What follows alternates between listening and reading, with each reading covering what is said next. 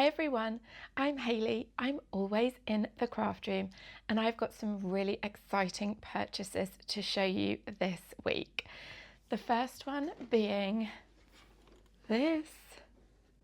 I have wanted a dress form for such a long time, but it's not easy to find good quality ones that are close enough to collect in your size. I was looking for a used one because I do prefer to buy secondhand when I can, because I think it's better for the environment, and let's be honest, you usually end up with something of much better quality than the newly made junk you can buy today. So I was so thrilled when I found this one, which is adjustable, which is what I need because my proportions are different from the standard.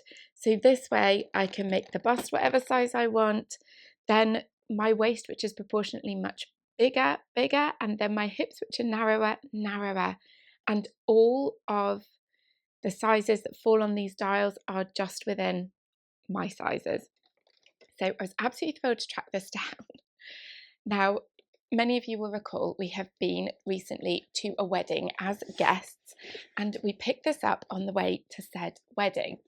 I'd already bought it on eBay. I'd spoken to the lady. She had been so accommodating in agreeing to meet me in a supermarket car park because, you know, when you're collecting something off someone, she was at work that day and she was going to nip out on her lunch break to bring it to me.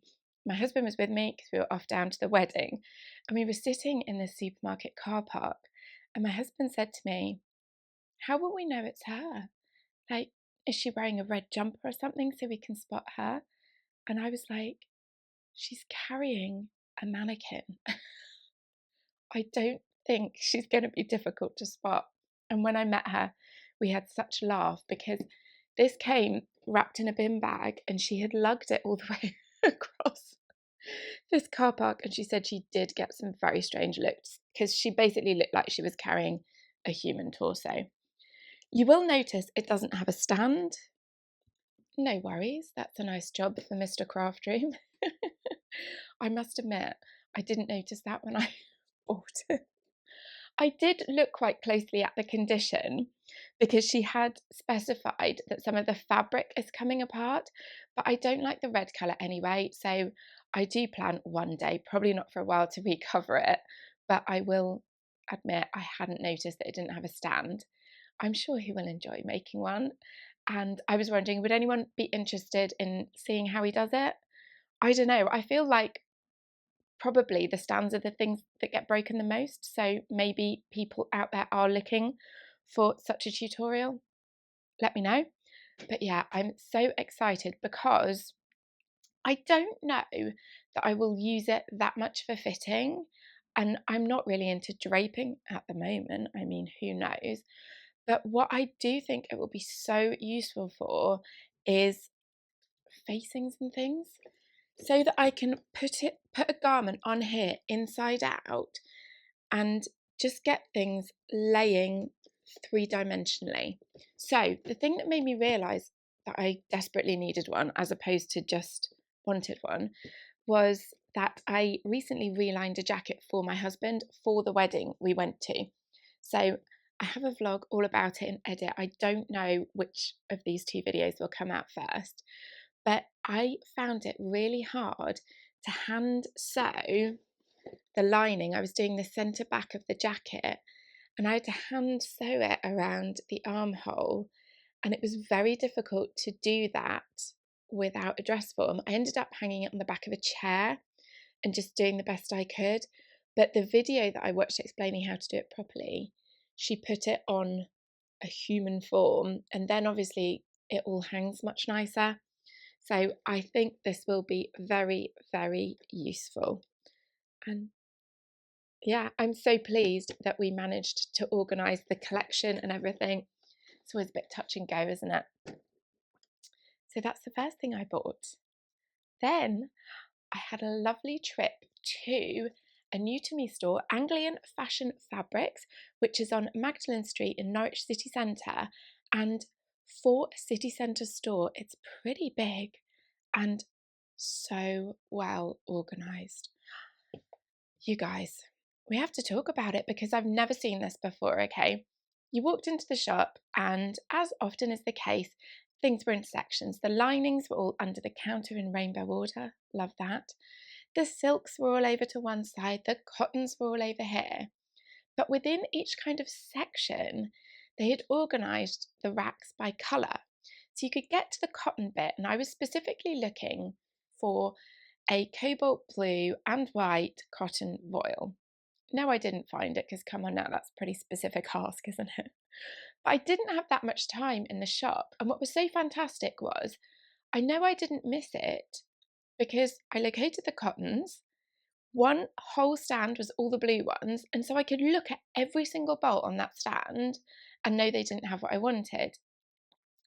If it was more like your average fabric store where all of the cottons are on a huge stand, all jumbled up, I would have been worried that there were rolls underneath rolls that I never quite saw. And the reason I know I saw everything is the thing that I've never seen before. On the end of each bolt of fabric, they had a swatch, only about that big, but attached to each bolt, they had a swatch of the fabric. So when you looked at the racks head on, you could see all the edges of the bolts. But if you were interested in a particular fabric, instead of having to dig it out and unwind a bit and then touch it and stretch it, you could just go to the end of the bolt and there was a big enough swatch for you to feel. And I just thought it was so clever. And it also meant that if you looked at the other end of the rack, you could see at a glance everything that they had. You know, sometimes it's hard to see prints and things when they're on the smaller dressmaking bolts, but they even did it with the longer rolls, which were on a different wall because, you know, the jerseys, for example, were over somewhere else. Everything had these swatches. And next to them, they also had a little card with all the information on, which I love that. I know Jenny Stitches does that too. She has the little label that says the price and the fabric composition. And I just love that because you can see it at a glance. And what they did at Anglian Fashion Fabrics, which again, I haven't seen before, each card had the two most important pieces of information: price per metre, fabric composition, and I think they also all had the width actually.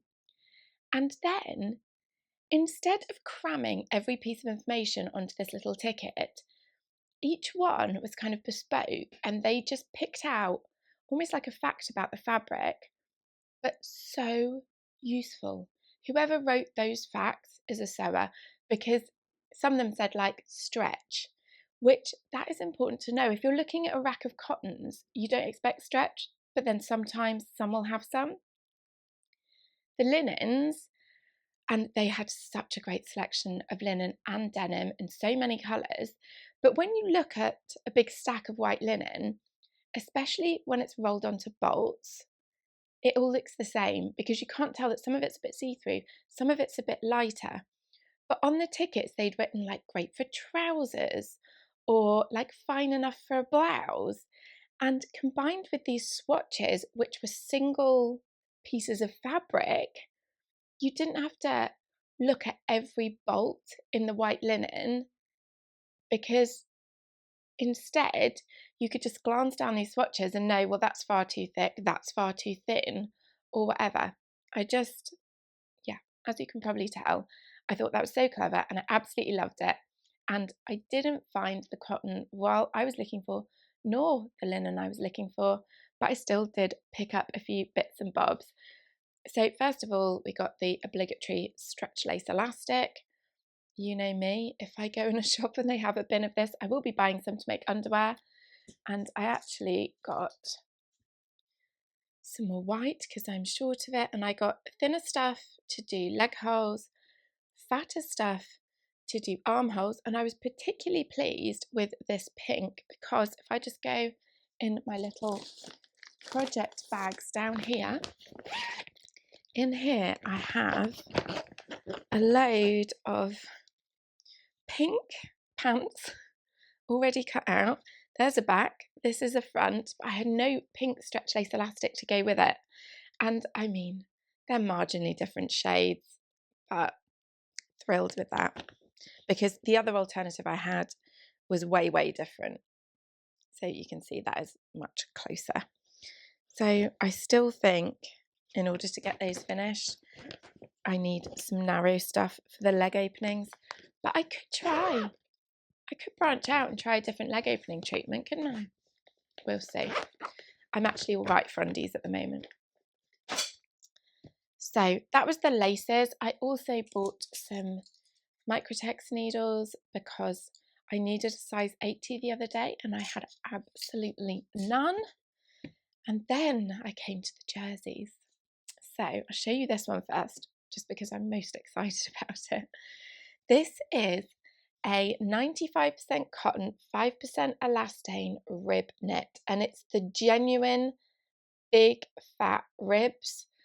And I would like to make another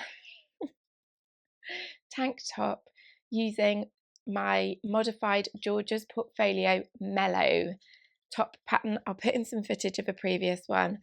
I love that pattern. I wear them so often. I hope this rib texture, I'm trying to work out which is the right side, shows up on screen because it really is delightful. However, I am worried that it's going to be one of those fabrics that as you sew through it, it flattens out the ribs and then it goes all wavy. So here comes my plea. I've never sewn with a genuine rib knit before. If you have hints and tips, do let me know. And I know at least 2 of you are going to say check out Karina from Lifting Pins and Needles. So that's my YouTube viewing this evening. I'm going to see if she's sewn with rib knits and has any tips, because especially like the neckline, I think that could go horribly wrong and look terrible. And we don't want that. So it's navy and white, of course it is. And this is my favourite proportion of navy and white stripes. Am I a weirdo for having favourites? And what would you call that? It's not quite a Breton stripe, is it? I'd say the dimensions are a little bit off, but that's my favourite. And they had navy and white single jersey, so soft, and I was really tempted to buy it, and I didn't because it was viscose. So please can someone send me a medal in the comments below, because normally I would have bought it, then complained about sewing with it, and then complained about how clingy it was. So I left it. And instead I bought this, which is beautiful, but not my favourite stripes, but I still love it. But cotton. Cotton jersey, this again I believe is 95% cotton. Here's the right side. 95% cotton, 5% elastane, and it's such a lovely hefty weight. It is not at all see-through, which we all know is my pet peeve with white fabrics. And I love the shade of blue as well. It's kind of, I would call that an Air Force blue. Yep, I love it, because if you have been watching my channel this spring, I kind of went on a bit of a t-shirt spree, but I probably made 5 t-shirts and I'd say 4 of them were floral. So we needed to balance it with a few more stripes, and I feel like I have fulfilled that brief very well. And the last fabric I bought is one I have been looking for a while, but I actually went a bit off-piste with it. So you may recall, or if you're new here, welcome, you won't, but at the very end of last summer, I bought a linen fabric from Jenny Stitches up in the Lake District, and I had intended to make the Stay Stitch Patterns Malibu blouse. I am so obsessed with this pattern, but I'm also so conflicted about it because I've never seen a design exactly like it. I don't think I personally am up to recreating this with a different shirt pattern. I know people more experienced than me would be able to, and I aspire to be that level of sewer and pattern manipulator, but I don't think I'm there yet. So it seems like the perfect pattern, but it's quite expensive. There's only one view, that is all you get. And I feel like there's not many places to go with it.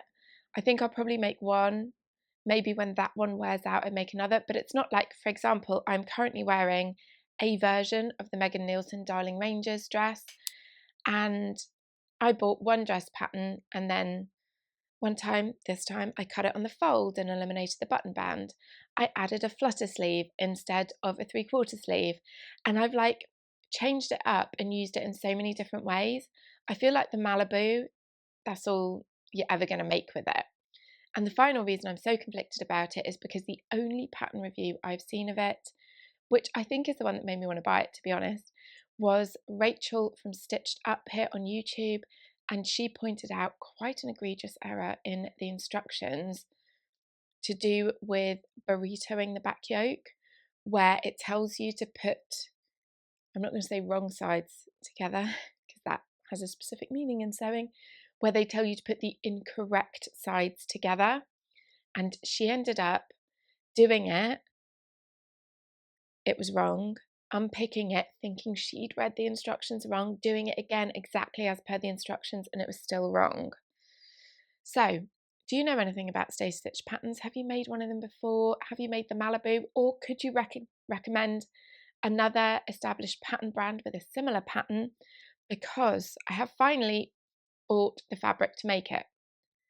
But hang on, we just need to recap. So I bought fabric thinking I was going to make it at Jenny Stitches, and then when I really looked at the fabric I'd chosen, I decided it was too thick for what I was going for.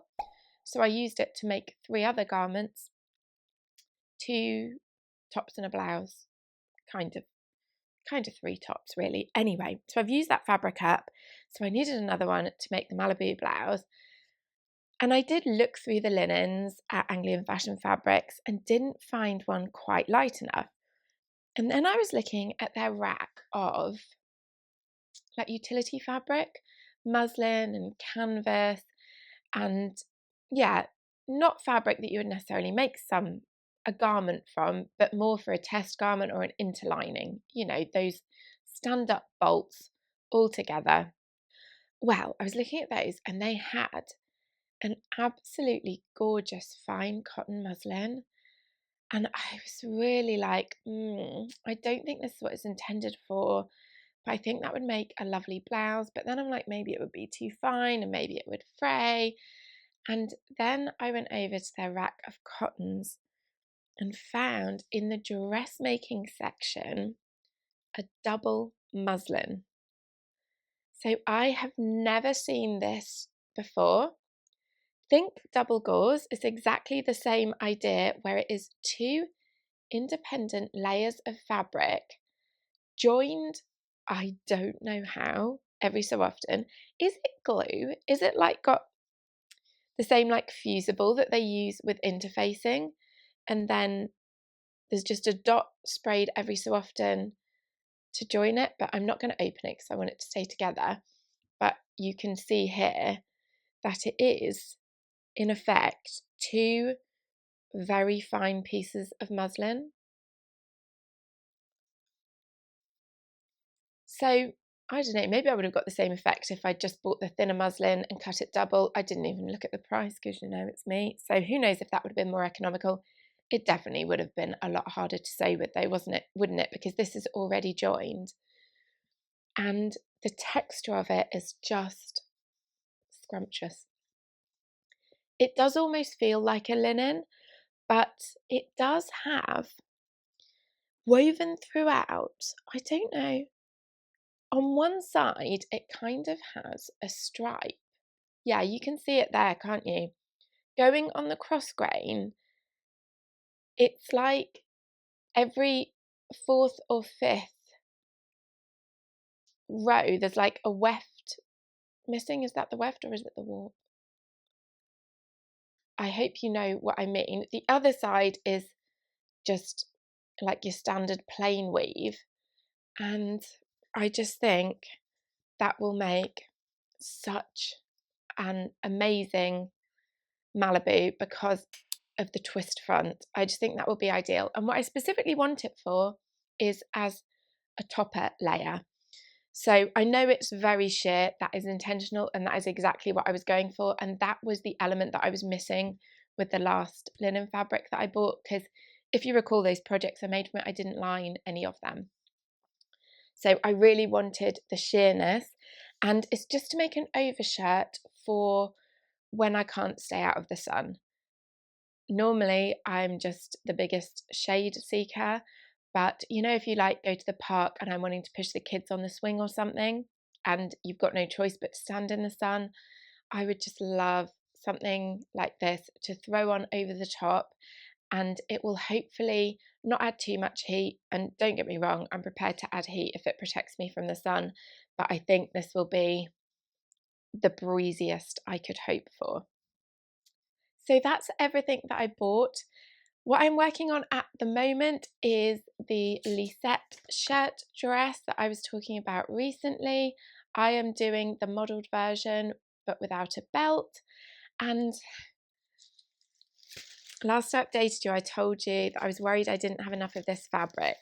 It's a gorgeous stretch cotton that I bought at Leon's Fabric in Chorlton cum Hardy, and it was narrower than expected. I mean, it wasn't. It was exactly as advertised. I just didn't check.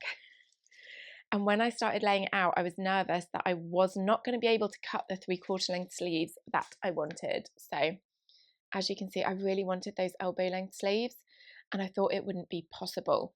And I did trepidatiously read the envelope back. I'm not one for normally doing this because it's nonsense. Who am I being rude about today? Oh, simplicity. Yeah, it's fake news. Because the back of this, in my size, which is a 14, says that I would need of 60-inch wide fabric, and this is 50-inch. Of 60-inch wide fabric, it says I would need 2 1/8 of a yard or 2 meters of wide fabric. If it was 45 inches wide or 1 meter 15, I would need 2 7/8 of a yard or 2 meter 70. My fabric is 50 inches wide, so it's in between the two, but much closer to the narrower one. So according to this, the minimum I would need, even of a much wider fabric, is 2 meters.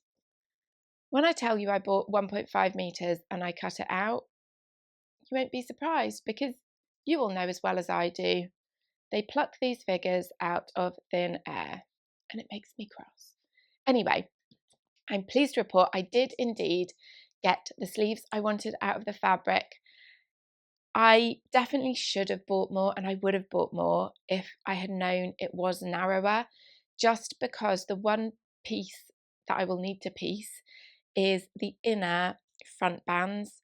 So the button placket is cut separately, and you need 4. You need like the facing and the top side of the one you sew the buttons on, and then you need the facing and the top side of the one that you put the buttonholes in that becomes the visible one on the outside. So the visible one on the outside I have managed to cut in one piece, which is fine, and the other 3 will each have a join somewhere in them, which in this busy fabric doesn't bother me at all, and you won't be able to see it anyway because all of them are completely hidden. So yeah, I should have bought a little bit more, but also I'm actually kind of pleased I didn't, because I have just mere wisps of this left, and if I bought another ½ meter or something and then use the skinniest bits, I would have huge bits left that I didn't know what to do with. And this is an unusual print for me. I'm normally a small scale floral kind of gal, so I love it, but I'm not sure how I feel wearing it. And I did make a serious cutting error. I pulled it back at the last minute, but it was close. I laid out my fabric, laid it flat and then folded it twice. So I had a fold, and then I did front and back, sleeve above, collar above. And the first piece I cut out on the fold was the back piece, and I should have done the front piece, because when I then came to cut the front piece, I looked at where it was laying on the fabric, and if you can see this huge flower, it was like literally like bust dart, bust point, like boom, boom, oops. Thankfully, I spotted it before I cut it out, and I did manage to rearrange the pieces.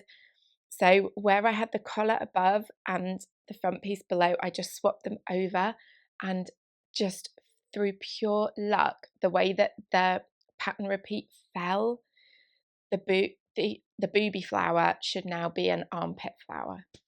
Fingers crossed. But I'm never that confident in my pattern placement abilities, so we will see how it turns out. But yeah, note to self, if you're short of fabric and it's a large scale floral, cut the danger pieces first.